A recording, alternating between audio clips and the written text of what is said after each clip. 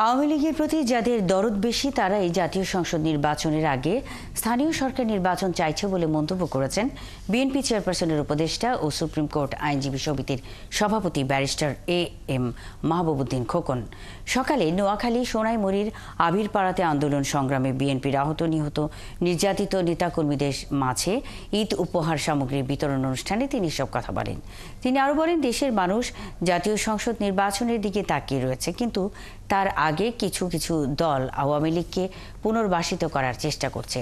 নির্বাচনের যত দেরি হবে আওয়ামী লীগ আবার নানা ষড়যন্ত্র করে ফিরে আসবে।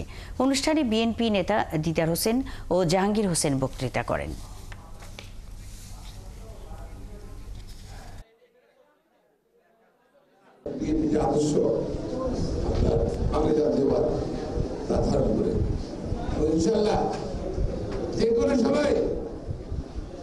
নির্বাচন হবে, সেই নির্বাচনে